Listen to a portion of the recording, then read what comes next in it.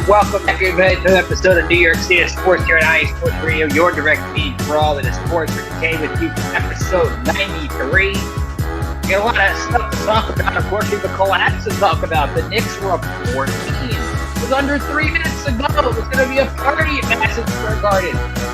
Instead, it became a funeral against the Pacers as Tyrese Halliburton does the Reggie Miller choke symbol. And now the Knicks pivot to a must-win game 2 tonight. Can they find a way to recover? And what did they learn from the same mistake they made last year against the Sixers? We'll dive into that. The Yankees have completed the Subway Series. They have won 4 in a row. They get set for a 9-game West Coast road trip tonight, beginning in Colorado. We'll preview that as they take on the worst team that's ever struggled in baseball. The Mets, meanwhile, get their NLCS rematch against the Dodgers. But what's the deal with Juan Soto, and should it be a big deal? I'll talk about that. Red Bulls lose the River Derby, but they move on to the US Open Cup in a memorable finish against the Dallas. NYCFC ends up buying 14 goals in that Hudson River Derby. Gotham FC moves on to the Women's Concacaf Champions League final. Liberty making some history in Chicago, and the Islanders have a new GM. We're going to talk all about that and much more coming up on New York State Sports. We'll see you in just a minute.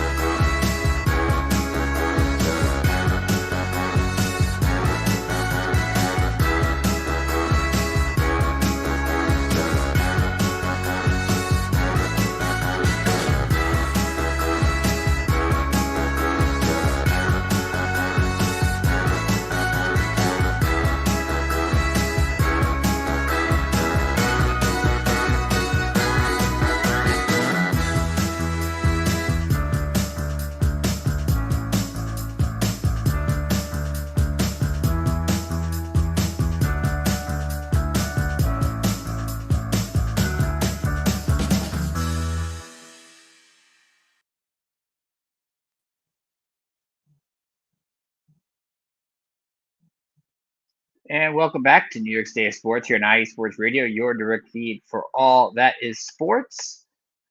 Ricky K here with you, and we're having going to be a great time with the show. We're talking about a lot of different things, some excitement going on at Madison Square Garden tonight. But of course, we have to talk about the Knicks' epic collapse. They cost me about 2 hours of sleep the other day, which is really a disaster in itself. But I want to remind you, before we do all that, follow us on X, Instagram, Facebook, TikTok, at IE Sports Radio. Be sure to like and subscribe and say that you subscribe because of New York State of Sports. You go to iesportsradio.com. We have shows dedicated to each, pages dedicated to each show, iesportsradio.com/New York State of Sports. That's where you can learn more about me as we've hit 93 episodes. Amazing to think that we've gotten that far. You can also follow me on X at Rickenator555, or you can follow the show on X at NY State Sports IE. Take a quick time out, hear from a couple of our sponsors. We'll come back and relive the collapse that'll be remembered, could be remembered for a very long time, depending on what happens if the Knicks win this series or not. And we'll look ahead to game 2 tonight against the Pacers. You're listening to New York State of Sports, IE Sports Radio, your direct feed for all that is sports. We'll be right back after this word from our sponsors.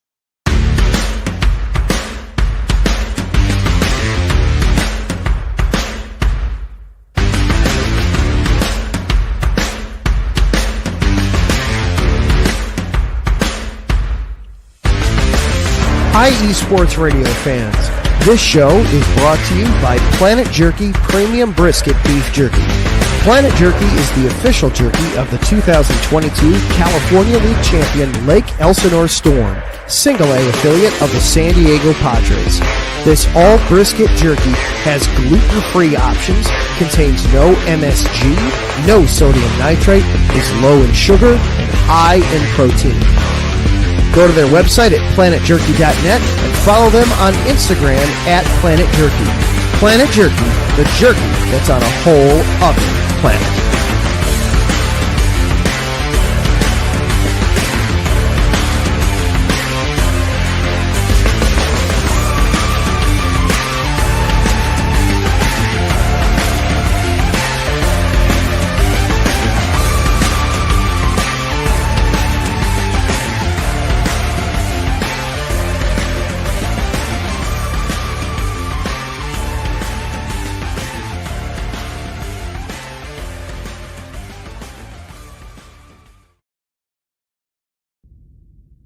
rise and shine.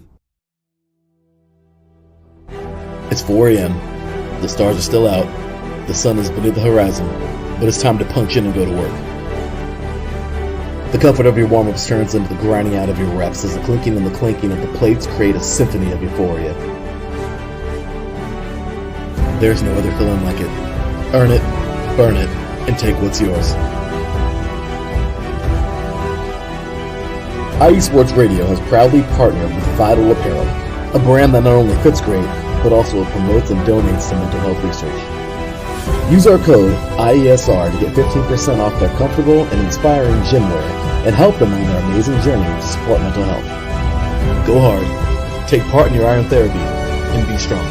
Because when your mental health is as strong as you are, there's no telling how far you'll go.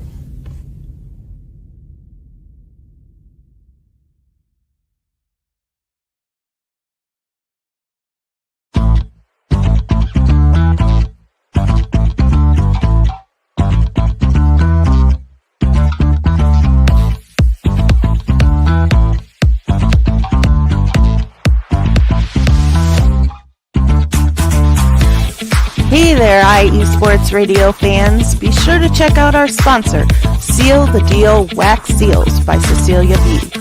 You just finished your very own wedding or baby shower invitations and you're looking for that extra special touch? Maybe you just wrote a letter to a relative or a friend and you want to add to their smile when they receive it. Then seal the deal with Cecilia's handmade sealing wax stamps for your invitations, letters, and gifts. You bring the deal, we'll bring the seal. You can find them on Instagram at sealthedeal_wax stamps and on Facebook, Seal the Deal Wax Seals.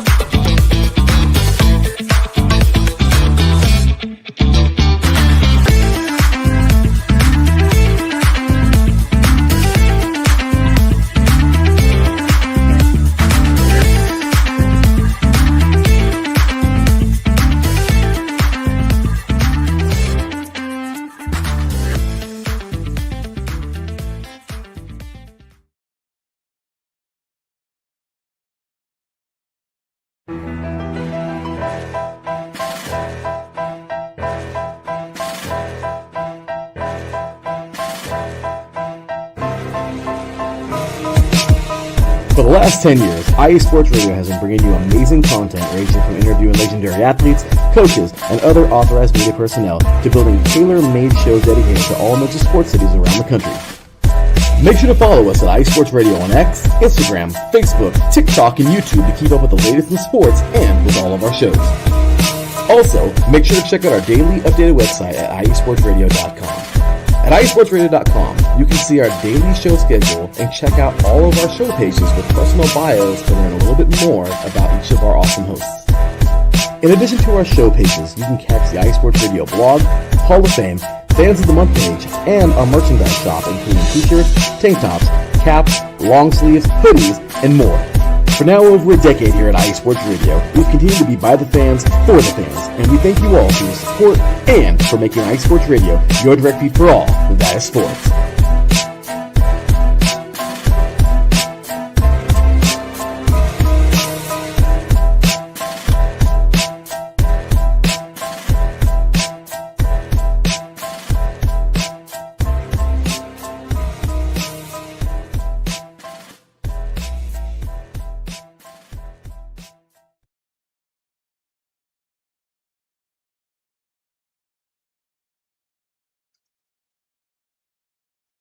And of course, thank you to our awesome sponsors here at IE Sports Radio, Planet Jerky Premium Brisket Beef Jerky, the jerky that you should have for all your great sporting events, including Game 2 of the Eastern Conference Finals. So it's always a lot of fun.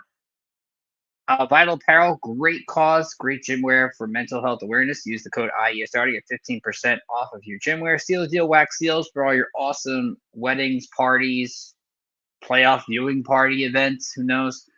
And of course, follow us X, Instagram, Facebook, TikTok, YouTube at IE Sports Radio for all of your stuff today. We're actually on later on a Friday. Tara Rodriguez doing SoCal Supreme. We got Big Mike in Esports Nation. Of course, you'll hear the other side of Game 1 a little bit later. The Inns Report with Ralph Calise. AZ Sports Zone with Alden. So a lot of good shows here on Friday to look forward to. Let's check the chat room. We got Ralph Calise, our resident Pittsburgh New Yorker in the house. New York sports is headlines right now, and a lot of different cool things in each sport we get to talk about. Ralph loves the new hire that the Islanders made this afternoon. Matteo Darch, the former Lightning executive, joined the Islanders. We'll get into that a little bit later. And it doesn't sound like Brendan Shanahan is going to be coming to Long Island, which would be interesting. And Brian Francione from the Beantown Sports Pound is here. Not so good news for the Red Sox that Alex Bregman left today's doubleheader with quad tightness. Not a good sign for them. We'll see if that leads to Marcelo Mayer, but we shall see. So let's talk Knicks. And it looked like it was going to be a party. It looked like it was, and it was a party. Game 1 at Madison Square Garden was electric. You had the celebrities in town. I don't really like that the mayor, Eric Adams, was dedicating streets after every New York Knick. I think that's ridiculous. I think it's premature for a team that, yes, gets to the Eastern Conference Finals, but it doesn't like the Knicks won the championship. And I think Knick fans and a lot of New Yorkers here kind of treated it as such because they're at this point. Look, we weren't on for Game 6. We previewed Game 6 against the Celtics. That was electric. That was a building that was ready to erupt. The Knicks played the 48 minutes we were looking for them to play.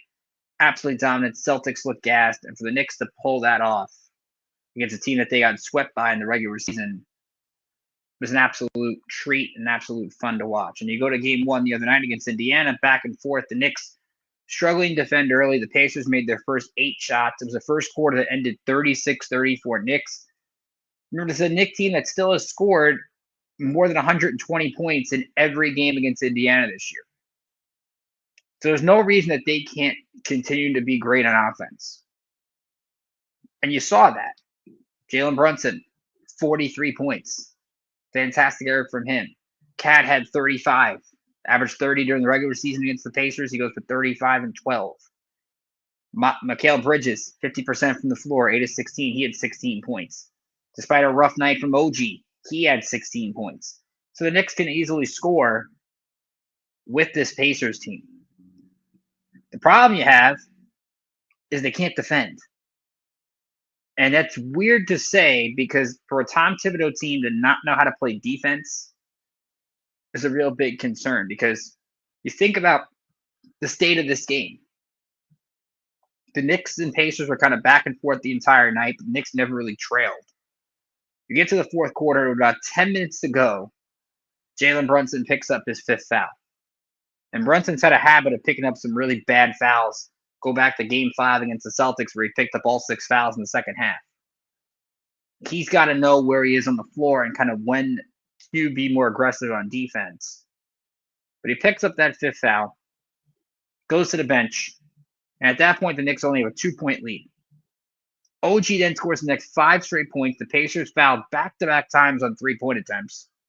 And the Knicks all of a sudden have a 14-point lead. And you're thinking, hey, Brunson's going to come back in. This is great.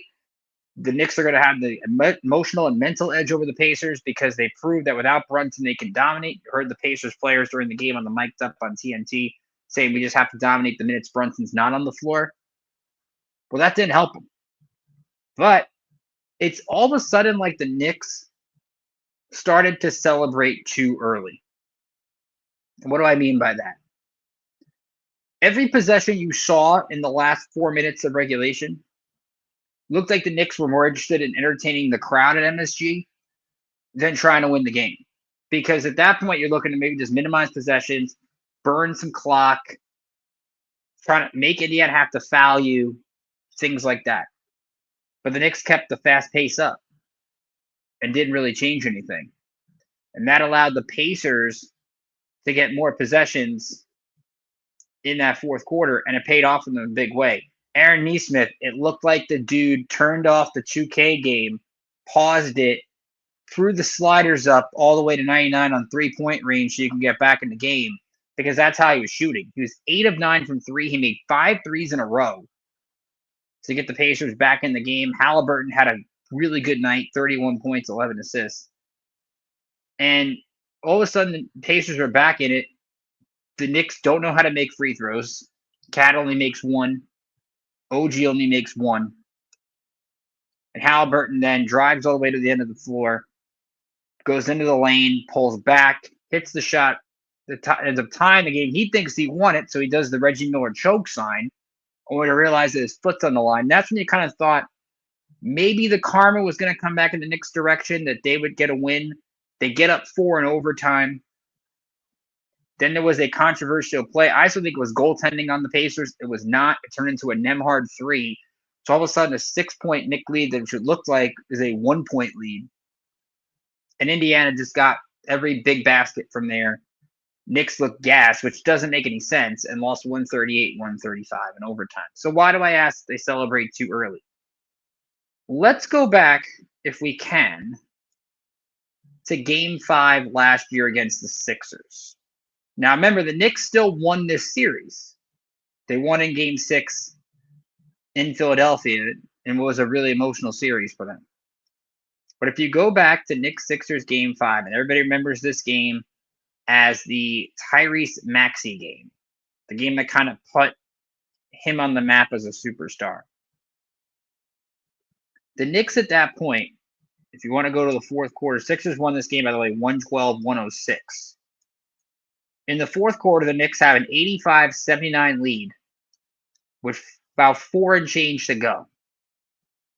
Then they lead by 3. Philly fights their way back. Knicks have a 6-point lead with under a minute to go. 6-point lead, under a minute to go. The other night, they had a 5-point lead with 30 seconds left.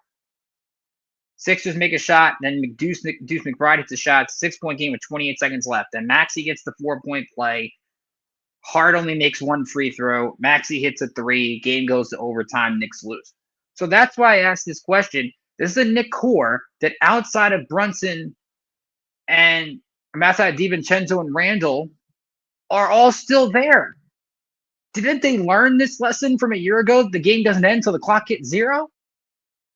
They're the ones that just came back from 2 20-point deficits against the Celtics. They've seen the Pacers come back against Milwaukee, come back against Cleveland over and over and over again. And you do that? That was embarrassing the other night.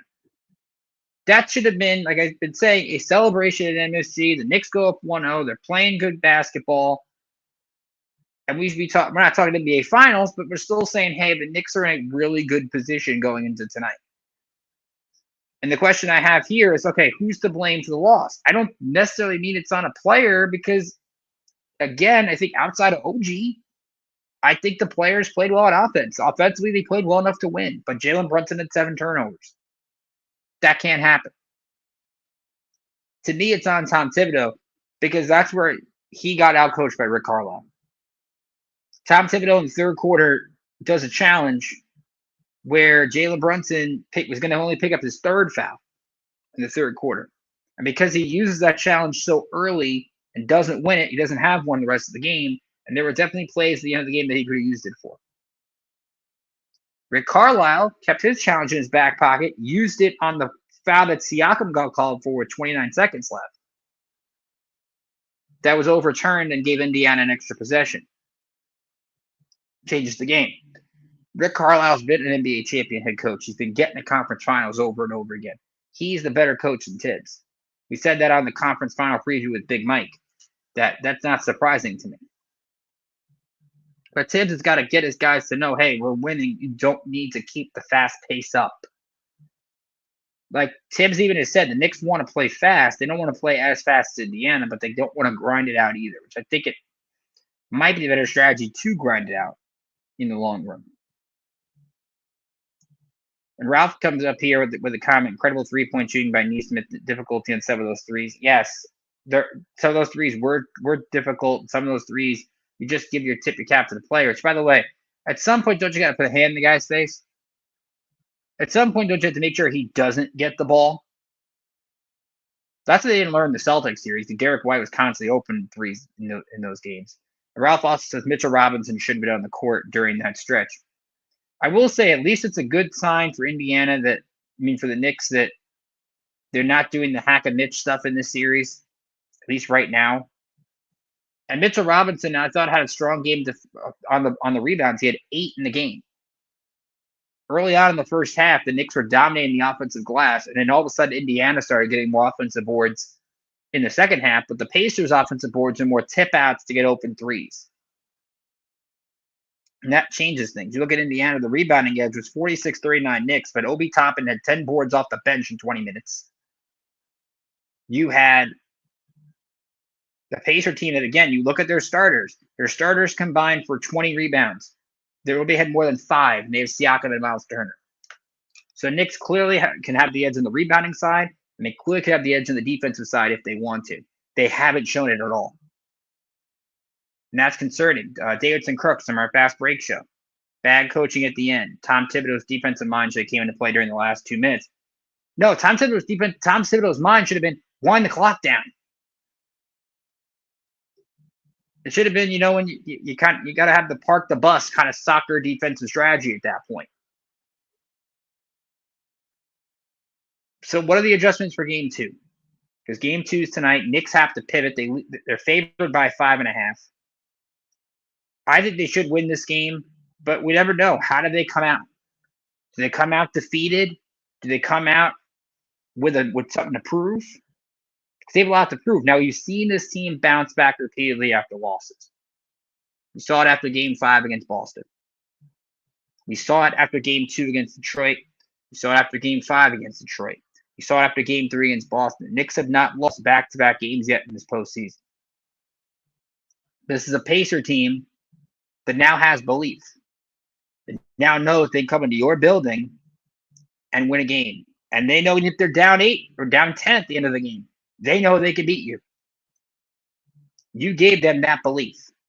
Even if the Knicks had won game 1 the other night, let's say they win in overtime, the Pacers still know they're in every game because they have a superstar in Halliburton. And yes, he is a superstar. He's proven to be one. They know that they're in your head. Just look at Cat are constantly fighting with Siakam. You had Cat pointing at Siakam, then you had Siakam pointing at Cat. Meanwhile, Cat's too afraid to, not afraid, but he doesn't do that. He always is a drop coverage, which leads to Halliburton shooting threes. That can't happen. Where's OG on the offensive end? OG on the offensive end really showed up for only the stretch when Brunson was out. They're going to need a lot more from him on the offensive side. And let's see more Mitchell Robinson. Let's see more Deuce McBride. Deuce McBride, I thought had a good game, 9 points, but he only on just 2 of 7 shooting. I mean, he could definitely give you some more offense. And can Cam Payne actually stay on the court? Here's the problem with Cam Payne. He had 2 threes. First time he hit a 3 since game 1 against the Pistons. Here's the other problem. Dude picks up 3 fouls in a quarter every time he's in. He never gets back in the game again. So Payne can give you options. He's actually there. That's the big concern because you can be able to spell Jalen Brunson. That's why when people say, well, Tibbs plays his guys too much. Well, let's talk about this. Jalen Brunson didn't even play 40 minutes the other night. Karl Anthony Towns played only, and I say only with an asterisk, only his 39 minutes. Meanwhile, Bridges played 46. OG played 42. Josh Hardaway didn't even get into yet. He had 8 points, 13 boards, 7 assists. He played 44 minutes. So don't give me the whole they were tired because Brunson sat for the bulk of the fourth quarter. Cat got his rest in between, like a little bit of a spurt mid-first or mid-second, and then came out a little bit late third quarter. So don't give me the Tibbs minutes stuff because to me that's a joke. And I've always said it's a joke. Do I think the Knicks can win this series? Absolutely. I still think they can. It's going to be, but how really to heighten that's going to be tonight. Because I sent a message to Big Mike of Esports Nation after the game. To me, after the game, it felt like the Pacers already won the series. Because now that advantage you would have had of being the dominant team at home, you don't have anymore. You could go to Indiana and win, but the Knicks didn't do that last year. Remember, they lost all 3 games in Indiana. And that Pacers crowd is going to be electric, especially coming off the Indy 500 where they will play Game 3 Sunday and then Game 4 on Tuesday. But how they come out tonight is going to determine how strong of a team they are. Are they going to come out their hair on fire? Or are they going to come out a little bit tentative and a little bit still reeling, having a day to prepare? And Davidson also says Cam Payne is not really a playable guard at this point of his career. Just a depth guy. I'm not asking Cam Payne to play 25 minutes. What I'm saying is I would like to see when he comes in the game, he can hit a couple shots. And I like that at least the Knicks can have some depth up the bench when they're really playing 8 or 9, when you see Indiana playing 10. Like, you're seeing TJ McConnell still being a pest like last year. Benedict Mathurin, who wasn't even in the series last year due to injury, he had 9 points, gave him some good minutes. Obi Toppin gives him nearly a double-double off the bench. The Knicks got to have some bench scoring, and at least if Payne can do that in spurts. Like we saw the Pistons game, they don't win game 1 without Cam Payne. So he can give you some stuff. And Crooks gives his coaching tips for game 2. If they have a big lead, keep it. Like you said about OG, he has to show up early and get going offensively. I would agree. I think you look at OG, and that's a player I think that needs to give you a strong 48 minutes tonight and be very productive. He doesn't have to play 48 minutes. He has to give you a strong 48 minutes to really withstand belief. And Ralph says, I get the feeling afterwards meaning this loss, but no way is the series lost. They'll win tonight in a crazy manner and make it a 5-game series. I think the Knicks do win tonight, but I'm really skeptical about the series because I don't think you just recovered from a game that easily.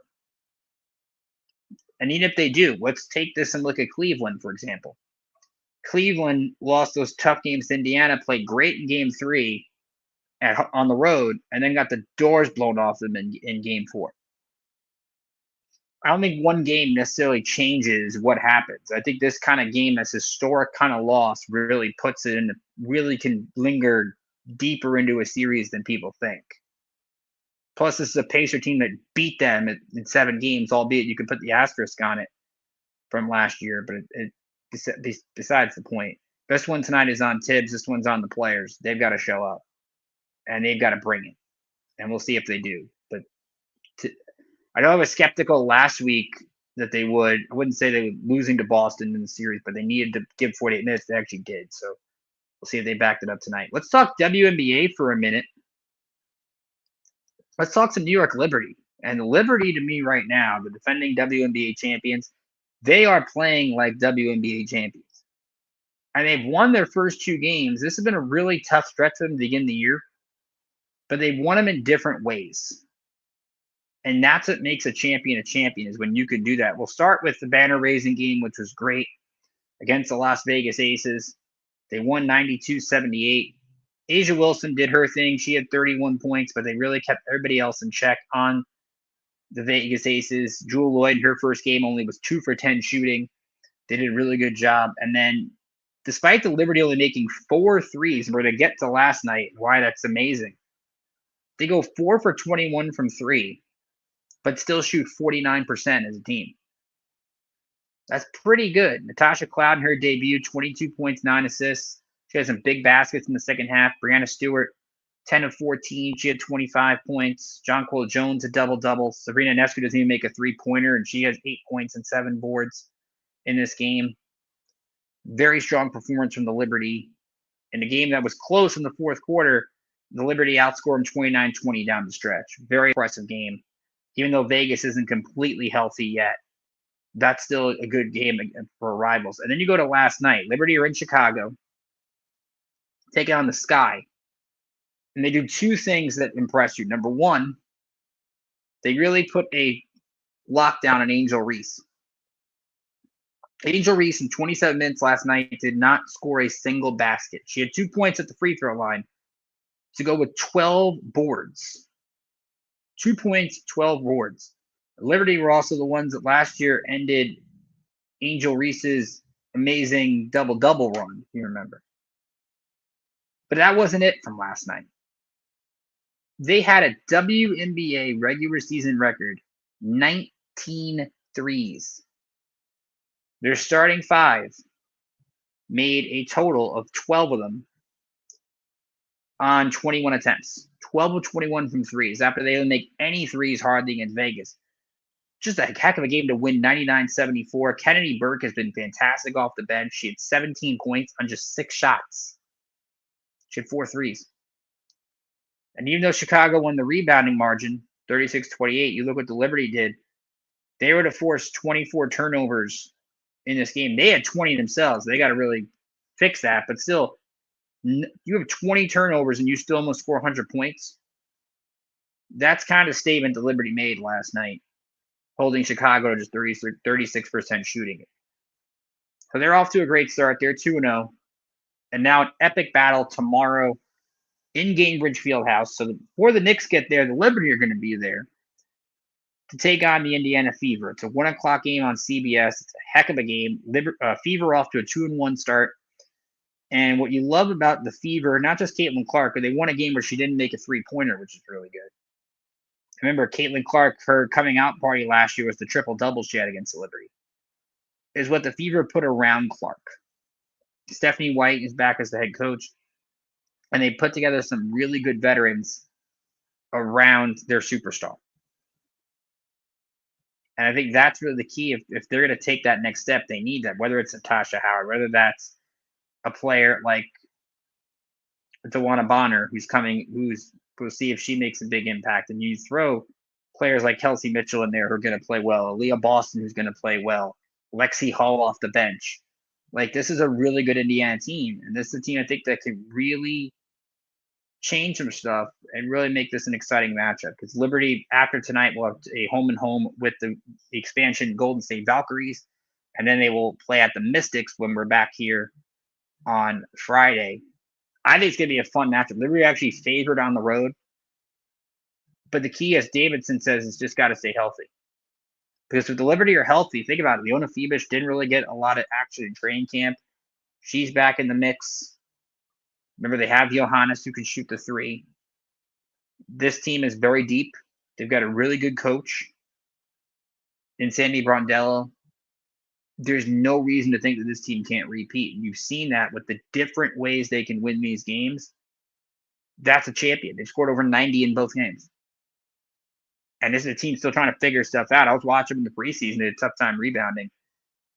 But when you have players like Jones and Ionescu and Natasha Cloud has been one of the big difference makers for her offensive presence and her defensive presence. And that changes games completely. So while you're waiting for Knicks Pacers Sunday, you need some basketball for tomorrow. Liberty Fever, I think, is going to be a fantastic game on a national scene. So let's take a quick break. We'll come back. We'll talk baseball.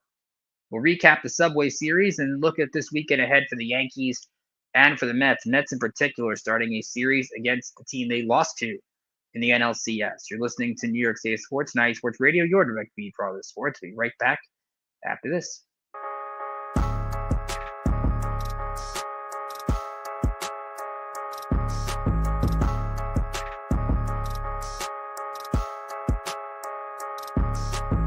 How we doing, sports fans? This is Christian Harvey, your host of Gritsville, USA, your go-to show for all things Detroit and Michigan here on IE Sports Radio. Whether you're here for Gritty Lions talk, getting pumped up for the great Detroit sports renaissance, or hating on your neighbor depending on if they were green or blue, we got you covered. Whether you're in the East, West, or Central, we got you covered. Join me as we tackle through all that the great state of Michigan has to offer in the world of sports. Catch me, Christian Harvey, each week on Gritsville, USA, right here on IE Sports Radio, your direct feed for all that is sports.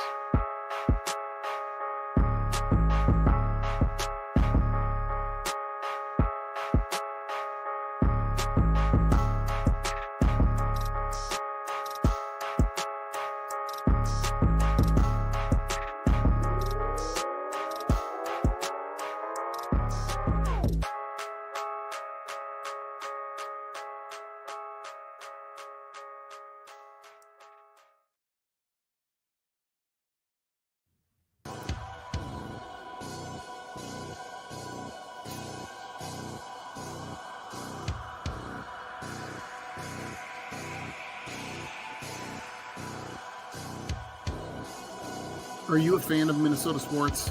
Do you love the Vikings and hate the Packers? Are you a fan of the Timberwolves, Twins, Wild, Lynx, St. Paul Saints? Here on the Bold North Breakdown, we'll talk about all of those professional teams as well as all the college teams in the area. That's your basketball teams, football, hockey, volleyball, men's and women's sports alike. We talk about them all. You're on the Bold North Breakdown. Join me, your host, Glenn Ritter, every Thursday night at 7 p.m. Central to discuss all that is happening in the Minnesota sports scene here on IE Sports Radio, your direct feed for all that is sports.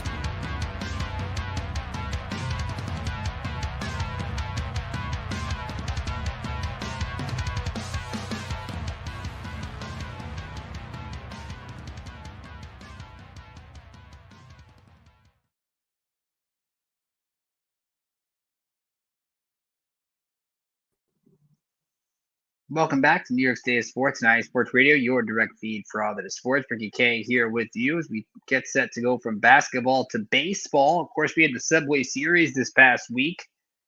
Yankees end up taking 2 out of 3, a well-played series. We had 3 really close games. Mets, of course, took the middle game 3-2, a sac fly in the 9th inning. They ended up winning that game, but then you get a game on Sunday, 2-2 in the 8th inning. Pete Alonso makes a throwing error. Cody Bellinger then hits a grand slam. Yankees scores 6 runs in the 8th. They win 8-2. Max Fried was electric in that game. They take 2 out of 3. And that was big for the Yankees because, again, this is a team that hadn't really had much success against the Mets in the last couple of years.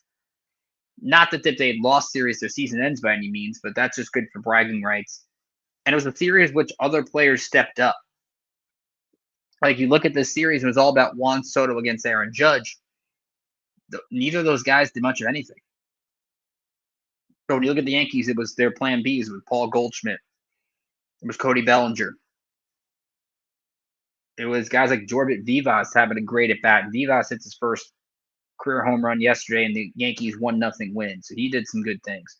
For the Mets, it was Luis Angel Acuna and his speed, especially in the 9th inning on Saturday. It was a bunch of different players getting involved. The Griffin Canning throwing a good game on Saturday against Clark Schmidt. They had role players step up, and the key is like Brett Beatty, I think, would be another one. But now you're looking at least we'll get to the Mets side of things. Start with the Yankees, though, first, who get to 30 wins. They've won 4 in a row. They're playing really good baseball. Their starters have been some of the best in baseball this month. And it keeps going with Carlos Rodon, who was excellent yesterday. It was a 12:30 game. The rain held off, which was great because it was nasty rain the last couple of days. I think it's supposed to rain still here today at some point. But Carlos Rodon went up against Nate Eovaldi, and Rodon pitched like an ace. 6 innings, 2 hits, 8 strikeouts, 2 walks. And you look at Rodon's numbers this season. He's 6-3 with a 2.88 ERA. This month, 4 starts, 2-0 with a 1.90. 28 strikeouts and 23 2/3 innings.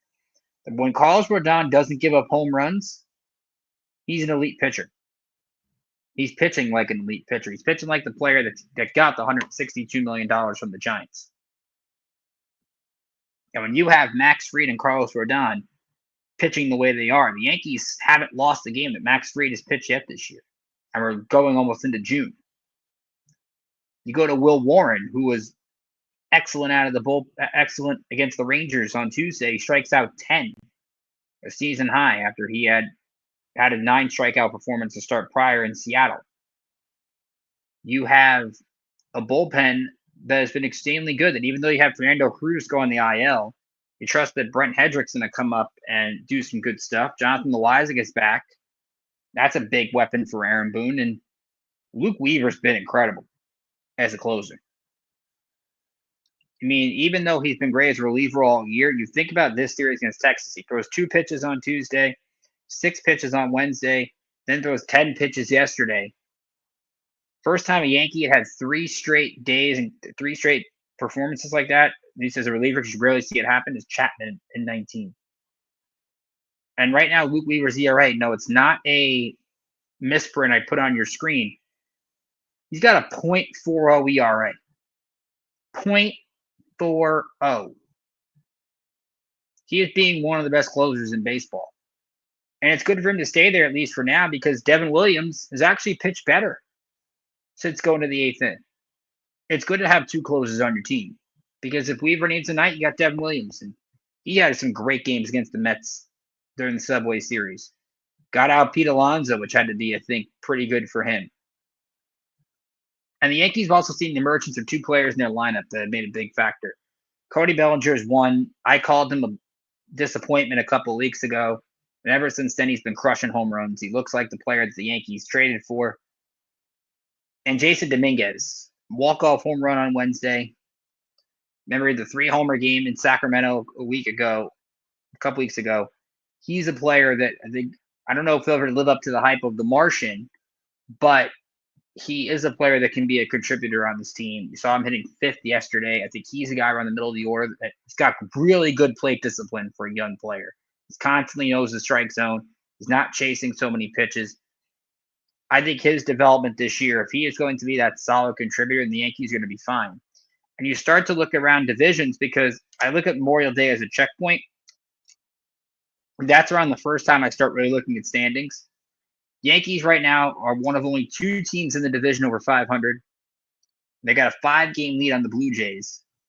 Blue Jays played well against the Padres this past week, but you look at a team like the Red Sox who's struggling, the Rays are struggling, the Orioles fired their manager. They're 16-32. Their season's basically in the tank. Right now, the Yankees are definitely the favorites in the AL East.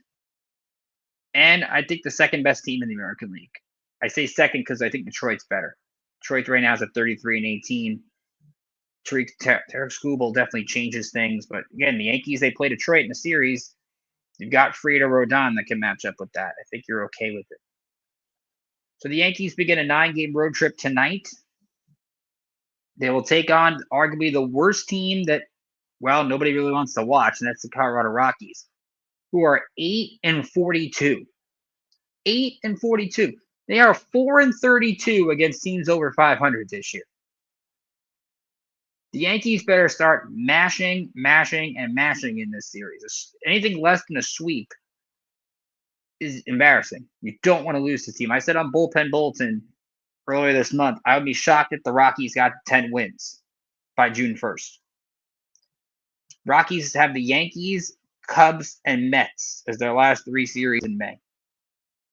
I don't really see where 10 wins is coming from, especially since they go on the road the next week or so, but the Rockies have really nothing to watch there. I mean, tonight the Yankees were supposed to face Chase Dollander, who is at least one of those young pitchers you want to watch. He's hurt. Starting instead is 27-year-old right-hander Tanner Gordon, 6th-round pick from the Braves in 19, who's gone 0-7 in his major league career. Let's go to Saturday. What's Saturday's game? This is Saturday afternoon game. It's Max Fried, who's 6-0, against Kyle Freeland, who's 0-6. And then Sunday, which is a 3:10 first pitch, Will Warren got a 4.05 ERA against Antonio Senzatella, and his 6.34 ERA is 1-8 record. Come on. Yankees should sweep this series. That would give them a 7-game win streak, heading into some tough games in LA against the Angels, who are playing some great baseball right now, and the Dodgers, of course, a World Series rematch, which we'll get into next week. But the Yankees have to feel pretty good right now. They don't have Stanton, but they're still hitting the ball. Yes, they have the Cruz injury, but pretty much otherwise, they look to be as whole as they've been. And that's a big thing for them. And I was really impressed, even though they struggled against DeGrom, that they found a way to win on Wednesday. So Yankees have to be in a good place. Mets, I'm not going to say they're in a bad place because, again, teams go through rough stretches all the time. Like, I can't sit there and write off the Mets off of a tough Subway series, and they lose 2 out of 3 in Boston to the Red Sox. And I think the key, and I don't know if Brian's still here and he wants to talk about that series as well, the Mets just didn't hit. And the disappointing game in that series came on, I think it was Tuesday? I think it was Tuesday. Walker Buehler gets thrown out of the game in the 3rd inning. That's where the Mets offense needs to take advantage. They didn't score. And the only runs that Clay Holmes gave up were home runs from Carlos Narvaez and Rafael Devers. Nothing you can do. You go to Monday, you lose the game 3-1. Kodai Senga ends up giving up 3 runs in the first 2 innings, ends up coming back, finishing 6th, but the Mets go 1 for 8 with men in scoring position. They have struggled in those clutch situations all season long until you get to Wednesday in the 7th inning when the Mets finally break through. 3-run inning capped by a 2-run single by Brett Beatty. And Beatty's been a big-time performer where as the Mets look to get they get healthier, you're looking at Beatty I don't really see how Beatty can go down. And I don't see really how Beatty doesn't be the third baseman and Mark Vientos gets more DH reps because he's a better defender. We always knew that about Beatty. He was a better defender than Vientos. Vientos is just a better player. We aren't seeing it this year. Marfientos has not been the player that people have expected him to be, and that's been disappointment. I think he'll bounce back. Francisco Alvarez hasn't given you the power that you expect, so the lineup as a whole has been disappointing. They've gotten by their pitching, and yet they're 30-20. So I still think they're in a good position. You look at the standings in the National League East. Yes, the Phillies are in first, but keep in mind the Phillies just played the Rockies. So the Mets are still 2 games back, so they're not in a bad position. But let's talk about Juan Soto for a minute. Juan Soto got a lot of attention. I wasn't surprised he got booed in the Bronx because it was going to happen. He took the most money and decided to go. I wasn't surprised that the bleacher creatures decided to turn their back on him in right field. Juan Soto, I was surprised, didn't really live up to the moment. Usually he's a guy that thrives on being the villain and thrives in these situations, and he just didn't do that. And right now, as talented as Juan Soto is, he has not been a good player in great moments and runners in scoring position. I talked about that on Bullpen Bulletin the other day. And yes, Soto had the sac fly with bases loaded that gave him the extra run, but I think Met fans wanted the grand slam. Juan Soto this year at men scoring position has had in 33 games, he's had 40 at-bats. He's got a slash line of 125, 240, 225 with a home run and 12 RBI. And you pay a guy $765 million, he cannot be hitting 125 in men scoring position. You can't have that happen. And I've been hearing, you read the reports about Bob Klapisch and Michael Kay on the radio this week saying how Juan Soto looks glum. Juan Soto doesn't look happy. Juan Soto is the guy that doesn't look like himself. And there was the reports that while he wanted to be a Yankee, his family really pushed him to be a Met. Well, I would say to Juan Soto, you got to make your own decision. If you want to be a Yankee and played for $700 million instead of $765, just do that. But just because he has an off month, it doesn't mean he's not going to be the player people expected. People forget Francisco Lindor had a rough first year with the Mets. Now people are talking about like he's a captain. You have to let these things play out over time. As impatient as a sport as baseball can be, especially in this day and age, and especially when a team that you root for gives a player that amount of money, it's tough to be patient. But Soto's going to figure it out. He's too talented of a hitter not to figure it out. He's too great of a talent not to figure it out. In his adjustment period. At the same time, I mean, his OPS is 803, but we're looking at Lindor, who's hitting an OPS 831. We're not really killing Lindor because he got off to a great start.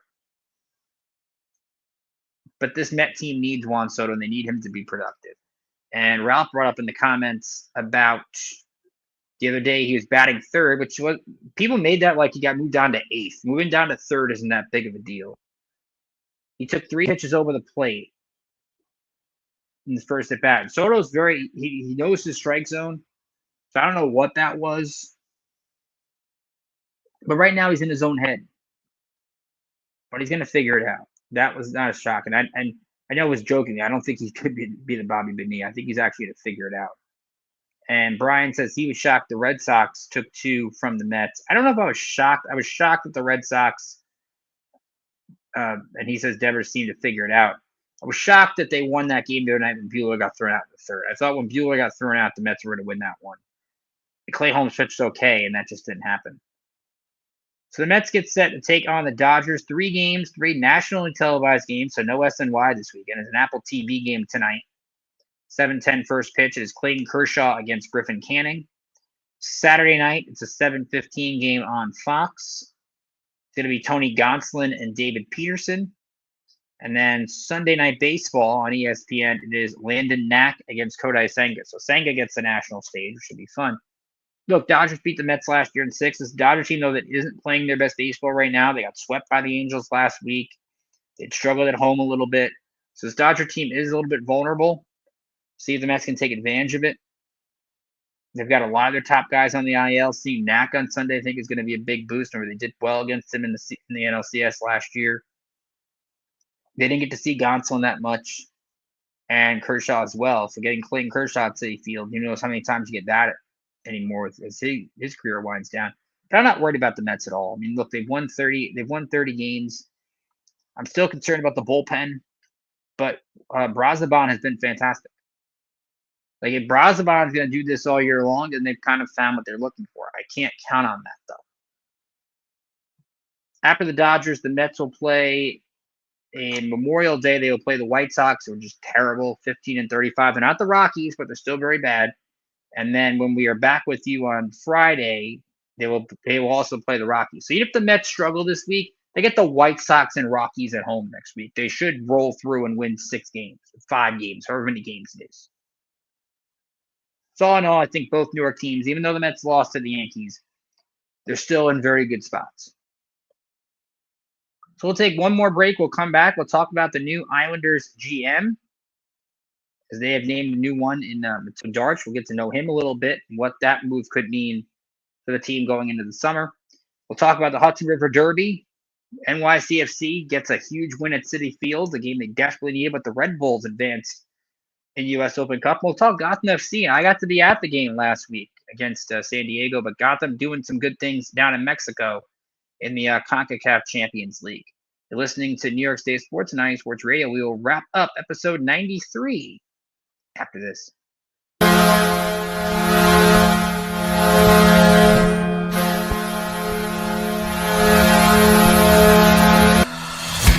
Hockey fans, I'm Adam Kernick. And I'm Zach Puplis. Together, we are the newest version of Hockey Talk on IE Sports Radio, The Neutral Zone. Zone. We love hockey, but we also know it's not everyone's first sport. So we want to make this show as much for new fans as for the diehards. Whether you can name all the Swedes on the 08 Red Wings Stanley Cup team, or if you can't tell if Varlamov is a goalie or the latest trendy vodka, we're here to help. With facts, figures, and outrageous fans, we bring you all the hard-hitting hockey news you can handle, while still keeping it fun and on the rails. Well, mostly. So tune in every week as we go around the hockey world, from college to Canada, the minors and the majors, and everywhere in between. So bring your cellies. And your one-timers. You wicked wristas. And be sure to protect your 5-hole. Catch the Neutral Zone every week on IE Sports Radio, your direct feed for all that is sports. We promise not to pick on the Arizona Coyotes every episode.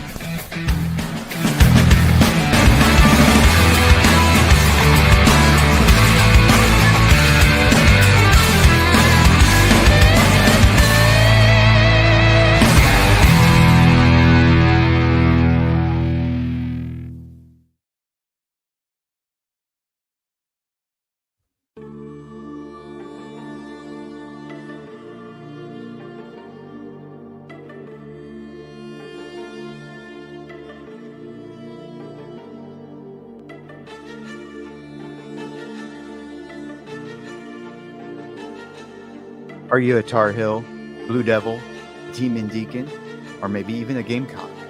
Do you cheer for the Panthers, the Canes, the Crown? And check out the Carolina Sports Update every week with me, Neil Curtis, to get the latest and greatest on all the sports action in the Carolinas. We'll be talking pro sports, ACC and SEC football, basketball, baseball, and everything in between. We'll even talk a little Formula One racing now and again. So, for the best hour of Carolina sports coverage, catch me each week on Carolina Sports Updates with Neil Curtis, right here on IE Sports Radio, your direct feed for all that is sports.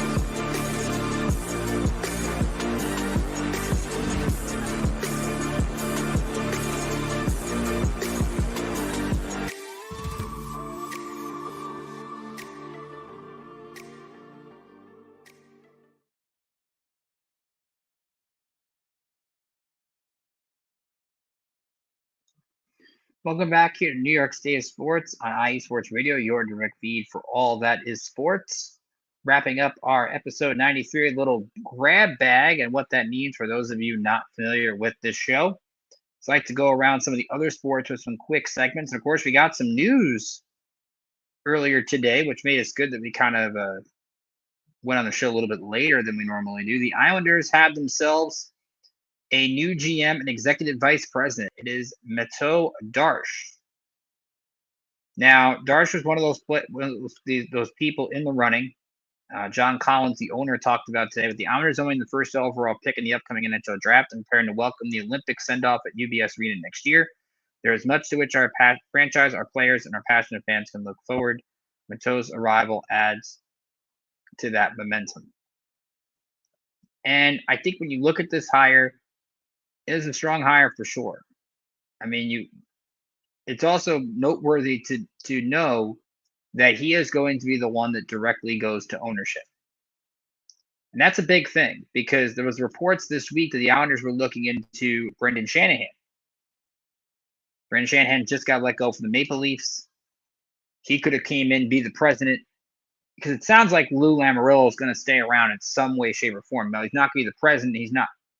I don't think he's going to necessarily leave the organization, but still, for Darsh to come in, I think it's a big thing, and a big thing that he's going to be the one that goes to ownership. They're not going to hire anybody above him. Now, Darsh has been around a lot of winning.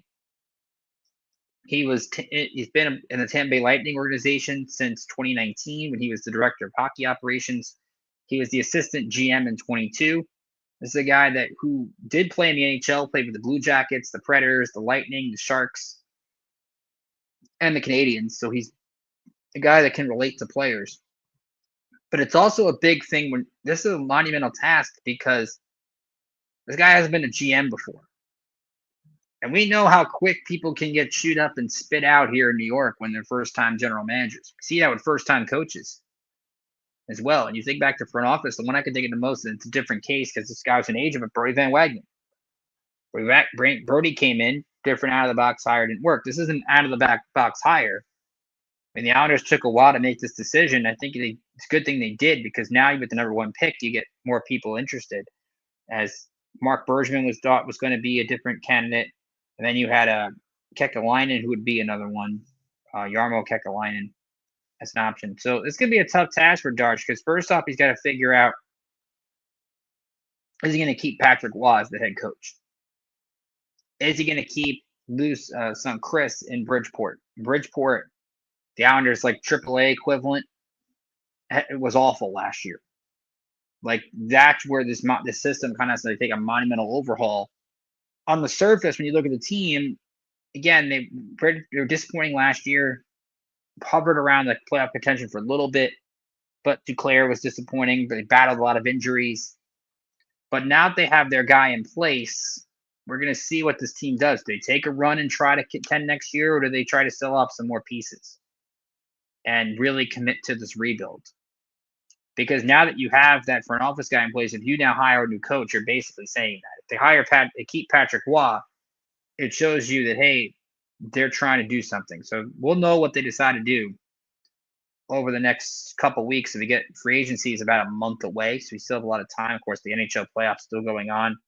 Fun series with the Oilers and the Stars, as well as the Panthers, who look on fire right now, up 2-0 on the Carolina Hurricanes. Let's talk soccer. Red Bulls and NYCFC. Of course, the Hudson River Derby was Saturday. So you had the Subway Series and the Hudson River Derby on the same weekend, which is great out at Citi Field. The Red Bulls end up taking the loss 2-0. They've still yet to win a game on the road this year, which is disappointing. But then they end up bouncing back, and we're not break down this game too much from the Red Bulls angle because I want to talk more about their performance on Wednesday. They took on FC Dallas in the round of 16 at the U.S. Open Cup. And this was a really fun game. Dallas scored first to make it 1-0. They led at the half, and then Mohamed Sofa, who's been great in the U.S. Open Cup tournament, he did good against Colorado Springs in the first round, and he goes and ties the game in the 62nd minute. Dallas answers right back in the 77th minute with Luciano Acosta, and then Emil Forsberg in like the last minute or two of stoppage time delivers a game-tying goal. It goes to penalties, but it was ended up being Forsberg's goal in penalties that was the decider in a 4-3 win in a game where they did not, Red Bulls, did not start Carlos Cornell. They started Anthony Marsucci in net. See, the Red Bulls went more with Noah Ellis and Sean Nealis in this game because their guys that are on yellow card accumulation aren't going to be able to play in their next MLS match. They kind of treat it as such where, hey, Cornell can get a breather. We'll see what's going on with that. But to win this game penalties, they will advance to play Philadelphia. That is going to be Tuesday, July 8th in the quarters. And then they will stay there and play Philly for the regular season on July 12th. So that's going to be their matchups there. But Red Bulls move on in that series. They will have 2 games this week. They are at DC United on Saturday. We'll see if they can finally get a road win. DC United beat them 2-1 back in April. And then they will host Charlotte Wednesday night at 7:30. Charlotte's 6-1-7 on the year. These two teams last year played twice. Red Bulls won 3-1, and there was a 1-1 draw. But Charlotte's been a team right now very tough to beat, though they did lose in PKs. A lot of their time, they have either win or lose, essentially. 6 wins, 7 losses, and a draw. So Charlotte's a team I think that is beatable, and we'll see what happens with that. So good week, good chance for the Red Bulls this week to really do some damage. Now let's talk NYCFC, and now we'll get more into the Hudson River Derby. And NYCFC, despite losing this matchup last year, they are a team that needed a bounce back performance, and at least they showed they can beat the Red Bulls in the regular season. And this was big for a couple of reasons. One, Alonso Martinez got on the board with a goal in the 13th minute. That was his first, really, that was his first goal in a long time when you think about it. We talk about a team that struggled to score, couldn't score in their U.S. Open Cup match that they lost. But Martinez delivered it. And then Maxi Morales, a name we haven't heard of in a long time, he scored in the 50th minute. Ended up making it a 2-0 win for the team in blue. And they only had 3 shots on goal. The defense did a good job holding the Red Bulls to 1. And when you have a goalie like Matthew Freeze and you hold the Red Bulls to just 1 shot, that's a pretty strong performance. So these 2 games, NYCFC, they still have 2 more home games that comes up this week.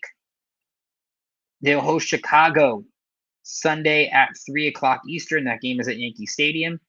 Fire have 19 points, NYCFC sitting on 21, so a very even match there. And Chicago's playing well, 4 wins and a draw in their last 5.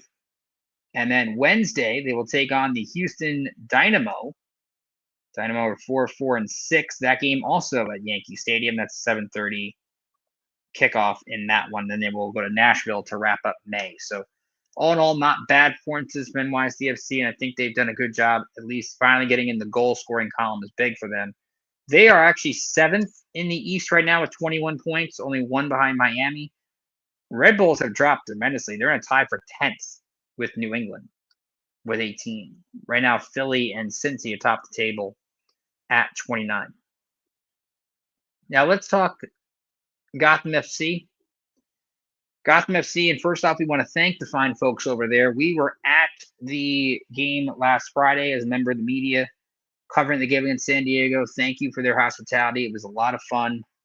Great experience. Got to talk to a couple of the players about Esther Gonzalez and her contract extension and what she's meant to them as a player. You can read that article on our IE Sports Radio blog run by Mike Pat if you want to learn more about that. But good to see Esther getting a contract extension.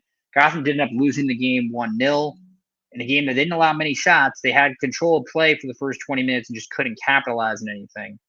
And that led to their loss. But they go out to Mexico for the CONCACAF Women's Champions League. And they end up finding the goal scoring out there. And that's a good sign. They took on Club America. Geza scored in the 21st minute. Midge Purse then put in a PK to go up 2-0. They get an own goal from Yana Gutierrez. They make it 3-0 and end up winning the game 3-1. So a very strong performance from Gotham. Again, they only had 3 shots on goal, yet they scored 3 times. A much better performance. And this is one where Juan Carlos Amaros, the head coach, talked about remember, they went from playing on Friday to now going down to Mexico to play on Wednesday, how they would adjust, how they would be able to handle the not time difference, but the quickness of play, and they were able to do that just fine in their win. So now they will go to the Champions League final that is Saturday night, 10 o'clock Eastern on ESPN Plus against Tigres. These 2 teams played last year in the CONCACAF Champions. They actually had a 4-4 draw, so maybe we'll get a lot of goals in this matchup, which should be a lot of fun as well. So Gotham, I think, is starting to turn the corner. Their next NWSL game will be June 7th. That'll actually be a CBS game against the Kansas City Current. So that's what we have to look forward to with Gotham FC. And then last but not least, it was announced this week that Hard Knocks, no, not the training camp Hard Knocks, but the in-season Hard Knocks, the New York Giants are going to be part of it as part of the NFC East. So while the Giants are not going to be on Hard Knocks anymore, and thank God they're not, especially after the whole stuff with Joe Shane, and the organization looked bad in that off-season Hard Knocks. They'll at least be more focused on Brian Dable and the players. If you want to know from a New York angle, the Buffalo Bills have the Hard Knocks this season. That will start on August 5th. And then also to wrap up this week, I want to shout out Syracuse lacrosse. They don't get to do a lot of lacrosse on the show, but of course, Memorial Day weekend is always, when you look at it from a college standpoint, you have college baseball, which has their conference championships, and the selection show will be Monday. You have college softballs. They're in the super regionals right now. But now you have lacrosse, and you usually get that final. Syracuse is back. They're in the Final Four. It's the first time they're in the Final Four in lacrosse since 2013. They will take on Maryland on Saturday at Gillette Stadium. Syracuse has not won in a while against Maryland. They've lost 7 in a row. But Gary Gate has done a really good job as their head coach. He's a player that got to the semifinals a lot when he was playing there in the 80s. And we'll see if Syracuse can deliver. It could be a local angle, too, at least New York-wise, because the winner of Syracuse and Maryland will take on Cornell and Penn State. But if you're looking for good vibes for the Orange, it would be the last time that Syracuse won the title. It was at Gillette. Keep that in mind. So that is our show for this week, episode 93 in the books. Question going to be, can the Knicks bounce back in game 2 against the Indiana Pacers, and they end up turning a corner and getting a massive win, tying the series, sending it to Indiana, and kind of shaking off the rust, not the rust, but the struggles that they had in game 1. See if that ends up changing for them this week. We also have the Yankees and Mets Subway Series. What's going to happen with that? What changes? Can both teams have 30 wins? Mets have a difficult series against the Dodgers this weekend, but they get the easy series next week. Yankees, meanwhile, are in a good position as well, but they will head out west. When they head out west, things get a little tricky. You hope that they can win some games. I'd like to see them get at least 6 of these 9. That would be a sweep for the Rockies. 2 of the games, maybe lose 2 or 3 of the Dodgers will today. An opportunity to really do some great things going forward in the future with this team. We'll see what happens there. Good soccer going on this week. NYC in Chicago, Red Bulls and Leeds United. Watch that game Saturday. Saturday is about the ladies in this town. The Liberty against the Beaver in the afternoon. And Gotham FC on ESPN Plus at 10 p.m. going for a matchup and going for a chance to clinch the CONCACAF Women's Champions League. That is some fun times there. Stay tuned. Coming up here on the network, going on live probably right now, Esports Station with Big Mike. We'll give you the Pacers angle from game 1. Into the court, man around the league, and the Easy Sports Zone with all UK later on tonight. Nick First on lineup on Friday. Larry B and all of us here at iSports Radio. I'm Ricky K saying enjoy the Memorial Day weekend, enjoy the barbecues, enjoy the fun, enjoy the sports. And I'll see you back here next week. Until then, go on here, guys.